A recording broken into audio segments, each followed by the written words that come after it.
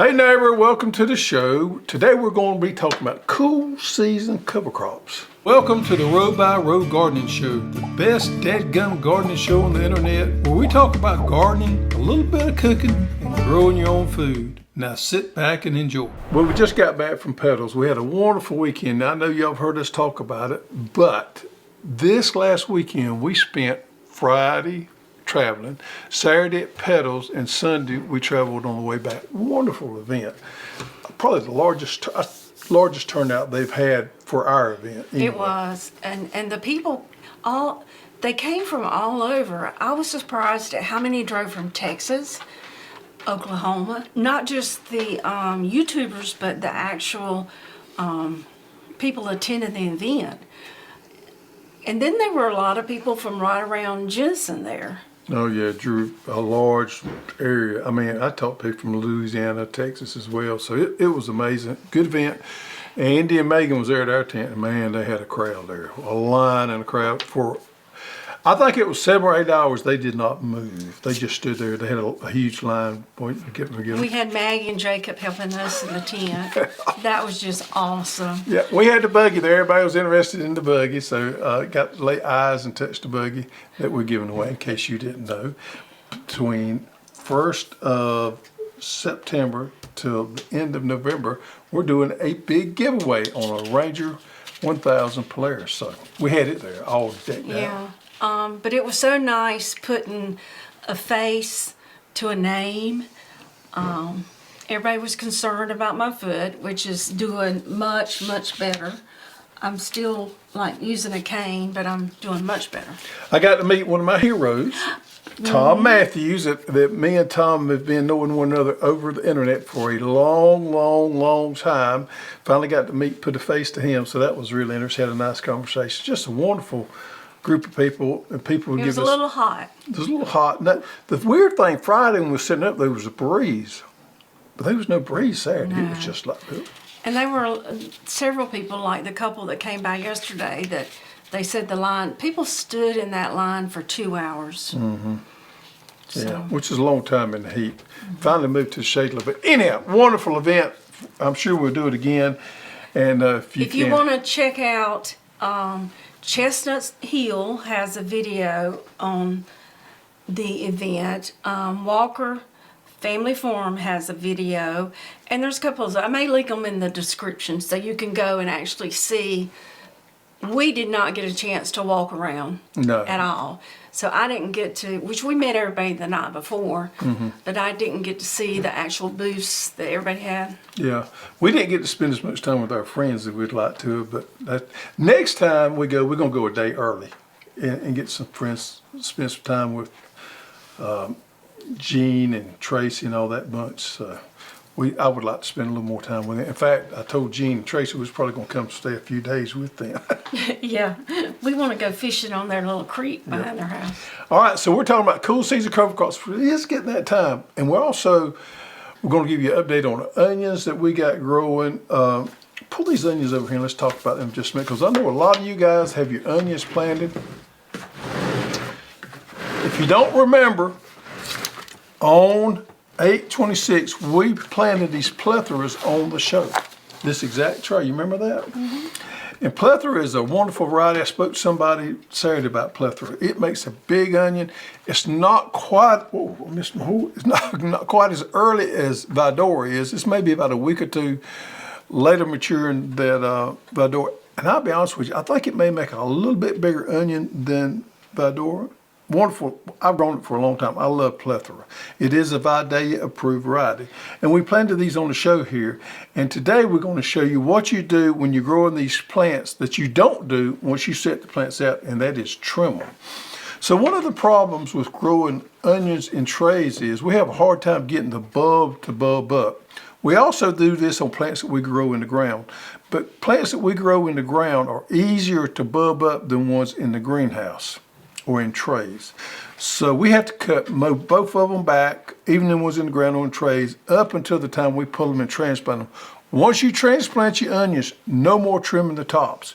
But what we do at this point is we trim them to stress that bulb and cause that bulb to get bigger there. If we don't, we end up with a lot of top and not much bottom.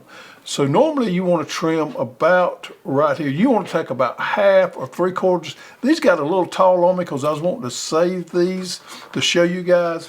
I probably should have trimmed them a couple of days ago, but you kind of see there where Mama Hoss is trimming them. A pair of scissors, it doesn't matter. And you know what? You can eat that as well. That would be good. Onion chives, wouldn't it? Salad. Yeah. Yep. So cut them back like that. In just a few days, keep them fertilized. They're going to pop back up. And then what you do is you do it again. Over and over again, you keep them trimmed like that. We even trim them right before we pull them in the field to send out to you guys. So you could trim them before you transplant them. It'd be fine. Yeah, that would be wonderful on salad. I ain't even thought about that, but it's a good food source there. Yep, and just trim them like right there. If you could take, probably better off to take the ones off like she's doing there so they don't get real slimy on you in the tray there. Maybe just a little bit closer there. But anyway, while she's doing that, we're going to talk about each one of these cover crops. We got some new ones this year, and we're going to put up on the screen as we talk about each one. Now, cover crops, in the past, we've talked about them, and they got, from a garden standpoint, they've got several different benefits. And we're going to mention some of those benefits today that's maybe out of the realm of vegetable garden just a little bit, because some of these do work well for foraging as well. You guys that's got livestock out there. So you can use them for that also, some of them. And some of them has got some things you kind of got to watch there. But we want to talk about the benefits of cover cropping, and particularly cool season cover crops. Cover crops break the cycle of a lot of insects, especially soil-borne insects. If you got trouble with wireworms in your potatoes, there's a cover crop that helps with that. You got a problem with squash bugs and vine borers. I know this sounds kind of strange, but if you will keep a cover crop planted and keep that cycle going, it can help break the cycle of some of these troublesome pests. And we hear a lot of people having trouble with vine borers and squash bugs. Also with your weeds, you know, keeping those things turned and keeping those troublesome weeds shaded out and growing these cover crops helps dramatically. Biomass, which is something we don't talk enough about, and this is adding organic matter back into our soils so they can break down and we keep our microbes nice and healthy. We keep all these beneficial bacteria up and going in our soils, which is a dramatic benefit for our soils, because we want to try to get healthy soils, and one way we do that is by continually using the cycle of cover crops and other crops. Now, normally speaking, in the fall of the year, we have some of these plots just kind of left out there waiting on our spring plant. Now that's where these cool season cover crops come into place. In the spring, I normally don't have near as much room because I got everything filled up. But this time of the year, I may have 2 or 3 plots available that's not going to have anything on them. And that's where we love to use these cover crops. Biomass, I mentioned, weed control, erosion control is another one. Now, most of mine are a little bit on the flat, but I still have some washing issues. But you guys that's got any incline on your garden plots, erosion control is enough within itself to keep a cover crop going out there, keep your soil in place. Another thing is pollinators. A lot of these cool season cover crops are wonderful for the pollinators. And that's a big one for us, is keeping our native pollinator population up. Did you mention weed suppression? I did mention weed suppression. Okay. That's a big one, is weed suppression there, because it does help break that cycle. It helps break the cycle of a lot of different things. Nutrient cycle. So we will have our nutrients sitting in the soil. If we don't plant something back there to keep that nutrient pulled up to the top layer of the soil, it can get lost. So a lot of these cover crops help cycle out our nitrogen, our potassium, and our phosphorus. So there's a whole host of reasons you want to use cover crops there. And let's go over some particular ones and some benefits of which one might be right for you. The first one is yellow blossom sweet clover. Now this is a new one that we've added here recently. I've been wanting to add it for a long time. I'm really happy to have this. A little bit different than the rest of them. This is a biannual instead of an annual. The rest of them we're going to be talking about today is going to be annuals. Yellow Sweet Blossom Clover is going to be a biannual. What that means, it's got one winter to go through. It's eventually going to go to seed and we're going to extinguish it, but it's got a lot longer life cycle than the other ones we're going to mention today. So if you got a plot that you don't intend using for the next 6-8 months, this right here is a perfect one right here. Now us, in the deep south, we could plant this in the fall, over winter, and then next fall, it's probably going to be ready to extinguish, or it'll go to seed on us. So that's fine. You guys up north, you probably want to plant this in the springtime, let it grow out. It'll pass through one winter, and then you get rid of it the next year. One winter, it's going to pass through there. So for a area there that you got that you're not going to use for a while, and you're really interested in keeping your pollinators happy, Yellow Sweet Clover is a wonderful one. Also, it works really good as a forage system for some of your livestock. Now, there's a couple things you got to watch out for there, and I don't necessarily recommend this a standalone crop. So if you got a forage area out there, you can mix this sweet clover in with some other grasses and things like that, and it does wonderful. If you're doing it by itself, there's some bloating issues you kind of got to look out for on some goats and things like that. It has some drawbacks. You can do your own research on that, but it works really good in combination with some grasses as a long-term forage type deal. And man, the pollinators just love it. It is a legume, so it's going to add nitrogen back to it, so it's going to keep that nitrogen cycle going. So if you've got an area that's kind of what we would call a native area, or maybe got long-term plans for that area, it's a perfect crop to use for that. I wouldn't use it as a short-term 2 to 3 month type deal, but for a long-term, imagine your native area down there, it'd be perfect for something like that. Yeah, well, I was thinking the new area in the back, Perfect. that I need something in there to suppress those weeds. Yep, perfect for that, yep. Drought tolerant, does really good. So it blooms in the wintertime? No, it's not going to bloom in the wintertime. It's going to bloom. It's going to make it through the wintertime. It's going where you plant it, whether it's in spring, summer, or fall, and when you plant it. But it's going to bloom during the warmer type period than it is in the wintertime. All right, going on to number 2 is going to be Desi Chickpea. I grew this last year. Now here's the wonderful about this. This is a pea that you can use, and we know what peas are legumes. They got all those wonderful benefits there of draw that nitrogen. But you can also eat this one. This is what they make hummus out of. Hummus? Hummus out of. And if you really want to make your own homemade hummus, this is the one. It doubles as a cover crop. So that's wonderful. 100 days of maturity, really rich in fiber. So you want to do something a little unusual, this is a perfect one to plant right here. My problem is the rabbits love it. So if you got a rabbit problem like I do, it can be kind of troublesome to get up and going. All right, let's get into our clovers. Crimson clover, which is probably my favorite.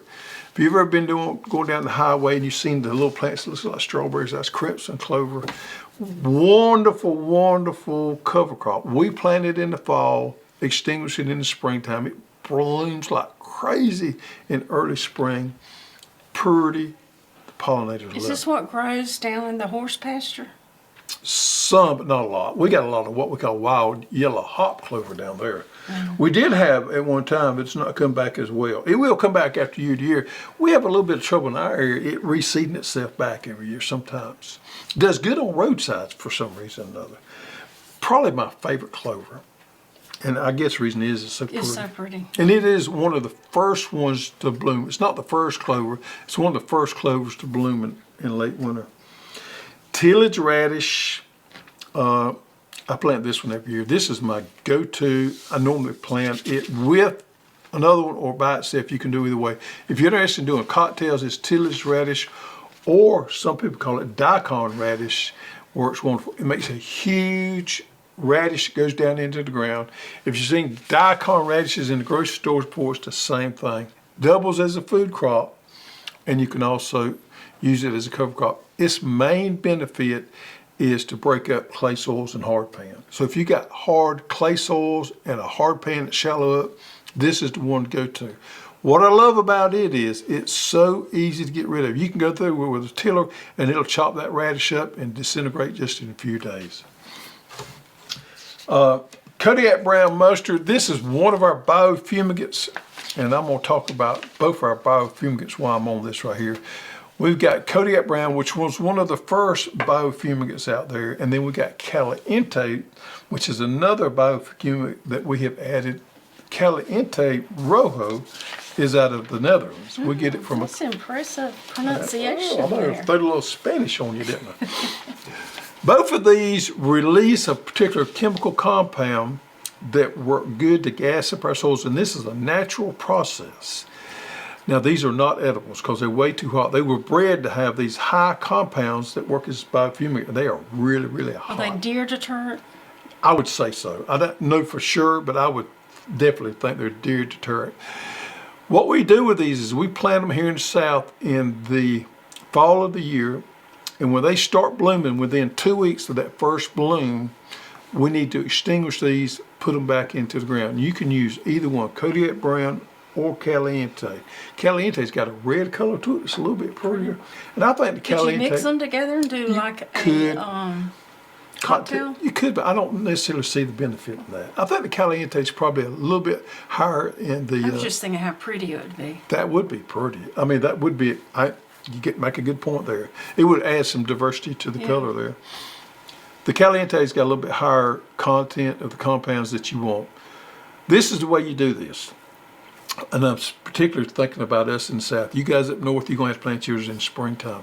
But in the South for us, we plant it now, 1st of October, let it bloom, and when it starts blooming, you want to go in there and till it, mow it or till it, hair it or till it, and get it into the ground.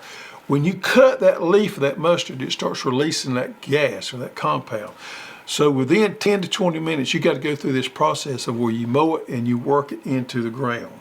It's got to be quick. So you kind of got to have your plan of action. Could you tarp it and it? Yes, you can. So there's a couple of different ways you can do there.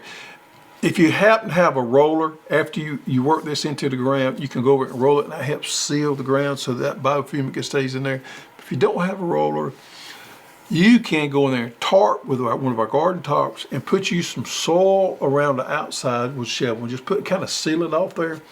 Leave it for at least 2 weeks, and that's going to hold that compound in that soil. So if you tarp it, do you still need to cut it up and Yes. and till it in, or Yes. can you just cut it up? No, it needs to be worked into the soil. You need to have adequate soil moisture, not wet, soggy, but it needs to be kind of damp, moist in there for all this to work properly. But do that quickly. You probably might need some help to do it. Mow it, and I've mowed it with a lawnmower before and come hunting with a tiller. It's not that, I'm not meaning to overstress you on the process. It just needs to be pretty quick. I've mowed it with a lawnmower, took my tiller in there and tilled it in real quick. Then you can tarp it or roll it or try to seal it, whatever. 14 days minimum, it's going to take care of some of your nematode problem. It's also going to help with your wireworms. For you guys that got potatoes out there that you had wireworm issues, it also helps with that. And it does help somewhat with weed issues. I don't think the weed thing is prominent as much as the wireworm and the nematode control, but it helps dramatically with that. So it's a good strategy to use for us home gardeners because we don't have any other strategies on wireworms and nematodes, basically. So you can try that. Not a surefire method, but it does work somewhat. So that's a good strategy to do. You got nothing that's going on in the wintertime, why not give it a try? If it helps 50%, that's better than nothing. So those are the winter rye. Now winter rye is a really good cover crop because it is a monocot. And when winter rye comes up, it has kind of like a stem on there. It won't have near as much foliage. So a lot of people love winter rye because it's easy to push down and to plant into no-till situations. So it doesn't add as much biomass as some of the rest of them out there, but if you want something that's really easy to get rid of, common wheat is an easy And it one to works well in cooler temps. It takes a lot of cool weather. You guys up north can use winter rye as an overwinter here. Our commercial farmers right here use winter rye a lot for cover crop. It has benefits too that helps nutrient cycle, helps to bring that back up. It is a good one. The only downside of it is maybe not as much biomass as some of the rest of them. Of course, it does nothing for the pollinators, but it's easy to get rid of, and it's probably the most least expensive cover crop you can put out there. Hairy vetch, and this is one of my favorites right here. This is a legume. It grows kind of like a vine, and I like to plant it with wheat or as a cocktail with black oats, kind of give it some structure to grow up on. But I plant hairy vetch every year. It reseeds really good. We got a good plot of hairy vetch in the back, comes back every year. So hairy vetch, legume, so it has blooms real pretty. The pollinators love it. So it's one of those as a cocktail, I think it's a win-win. Australian winter peas, another legume you can use there, and it has a lot of foliage to it, so it adds a lot of biomass back to the soil. And we got broadleaf mustard. Okay, broadleaf mustard is a cover crop, and it is a regular crop as an edible. So we talked about our Caliente and our Kodiak brown. You can't eat those. But if you wanted a dual purpose, you could plant you some broadleaf mustard, and the blooms on broadleaf mustard, the pollinators just love. Plus, you can work it into your soil. You're not going to get as much biofumicate out of it, but it can also act as a biofumicate as well. So it's one of those dual purpose ones. And then we got impact forage collards, which is kind of a weird one because it is a foraging collard. So if you got animals out there that you kind of work in your garden and out, this is a wonderful one right here. Extremely cold tolerant. So you guys up north can plant this right here. Suppresses weeds, it does all the things that our regular cover crops does, but it works really good for forage. Rabbits. You guys are rabbits and chickens love this stuff.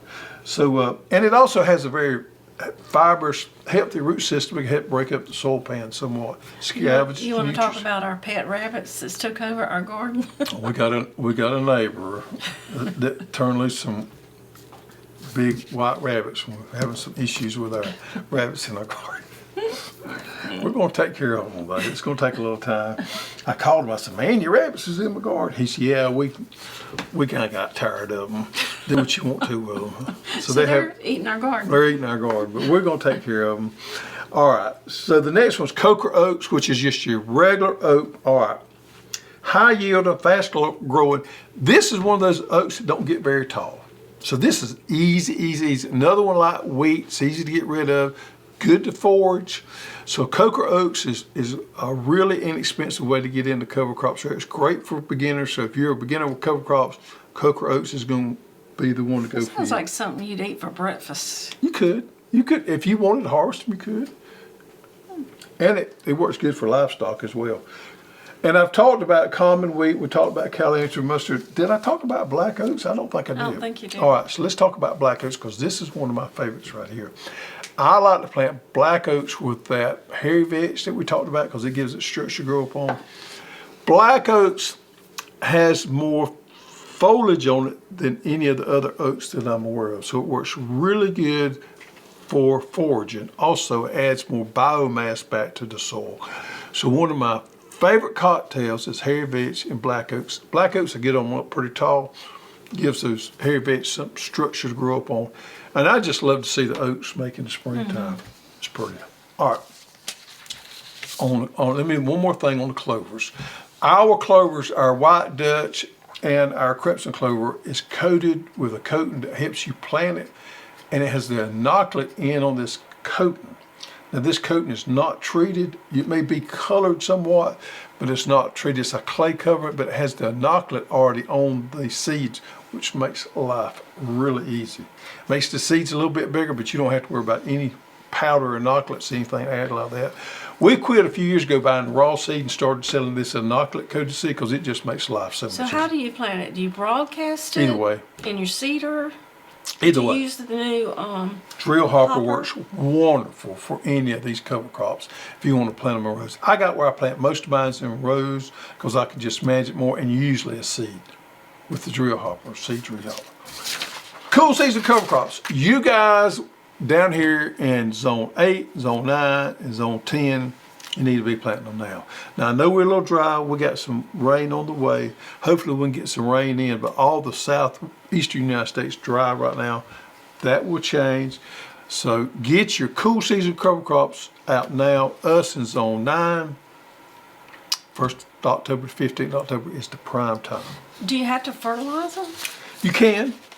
Now if I'm planting the Caliente mustard and the Kodiak brown mustard, I'm doing this for a particular reason, and I want to grow a big, healthy plant as much as possible. So I'm probably going to fertilize those. If I'm growing one of these cover crops as a one to forage, I'm probably going to fertilize because I want to get as much out of it as possible.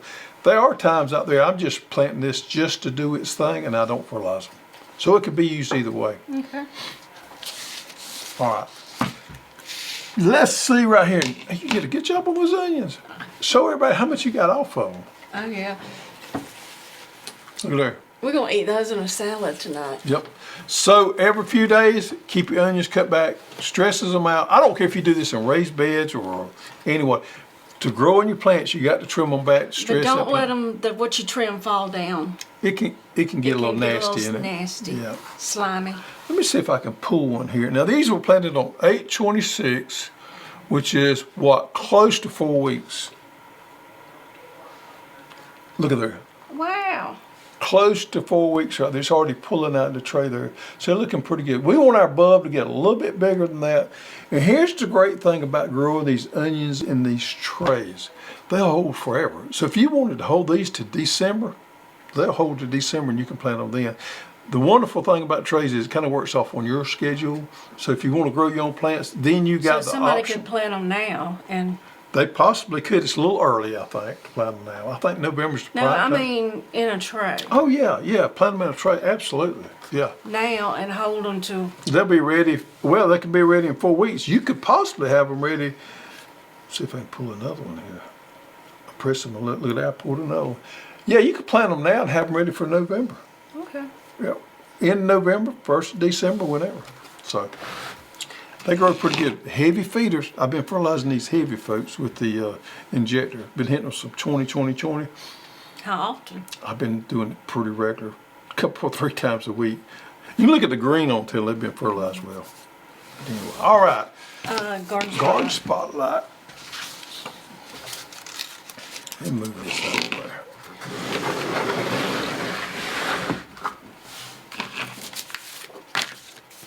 Wow. Yeah. So this is Kimberly Moore-Dudley, Greensboro, North Carolina, growing zone 8A.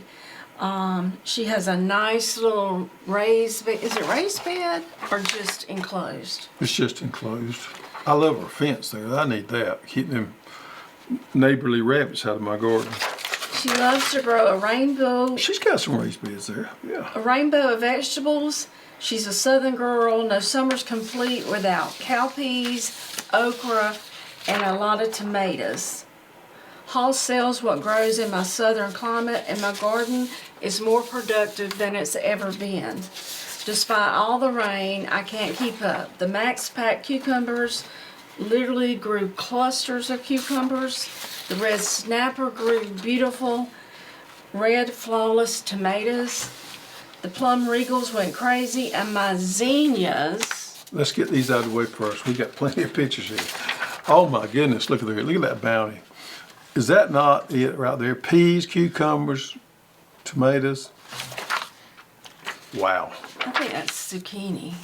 Is that zucchini? I think that's zucchini. No, Is that that's cucumbers. Yep. Okay. Cucumbers, and look Okra. at okra. She got, look like the red burgundy or zinc orange okra there, the red. All right, let's get into her flowers. These things are Okay. beautiful. She said, my zinnias are the envy of the neighborhood. Oh man, ain't there some beautiful pictures here? She's a good photographer. Yes, she is. Man, Look let's at get those all colors. 3 of these up here together. Can we do that? Wow. Yep. Wow, wow, Makes wow. everybody happy when you grow these pretty flowers. Thank you, Kimberly. Yep. All right, so we got the old bobblehead. It used to be the old goat, and we had some people talking about they want to bring the old goat back. The old goat is injured. We need to find a replacement. Yeah, I wonder if you can find it on the internet. maybe so. Anyway, the bobblehead Greg is of all things, is on the set here somewhere. If you find him, put in comments below, and we're going to do a draw next week for this week's winner. Last week's winner was monkeyfoodgarden. We met them at Petals. Oh, okay, cool. monkeyfoodgarden, you are the winner of Get Dirty Socks. Look there. And we had a young guy there at Petals that had shorts on with his Get Dirty Socks on. We had to take a picture with him. We have to throw that up. Yep. All right, thank you. You're going to be talking to town, walk around with them Get Dirty Socks on. I'm going to say you look nice today in that Thank blue. you. I'm going through my closet, and this shirt here is probably 25 years old. Yeah. Why not wear it? I am notorious about not throwing clothes away. I really need to go through my closet, but I can't hardly. And if I got a good shirt, I don't care if it's out of style or not, I just can't throw it away. I'm a little bit stingy on some things. What else you got growing in the greenhouse? We got strawberries. Strawberries is going to be ready. We're going to do pre-sales on strawberries next week. We're going to ship these out in October. They've grown like crazy. They've done exceptionally well. They're a nice, clean-looking crop. Folks, we got Camarosa and we got Ruby June, two wonderful varieties of strawberries, and we're going to start pre-sales. Chandler? We don't have any Chandler. Camarosa and Ruby June, and we're going to start pre-selling these next week. So, ship them in October. They're looking really good. I'm excited about Yeah, that. look out for the email where Carrie sends out that they're available for And pre-sale. we've also got blackberries still available. We got blueberries still available, and we got brassicas still available for. I think we're gonna have some for next week, and we got some available for October. A lot of things going on. Garlic we about sold out on. We still got some elephant garlic. Man, I'm gonna tell you, I talked to the supplier yesterday. We get our garlic from way up north, and he said, and I agree with him, we've never seen garlic sales like they've been this year. It's been off the chain. I don't know what it is, why everybody's wanting to plant so much garlic, but garlic is sold like crazy. He sold out. We've been buying from him for years, and he sold out early on.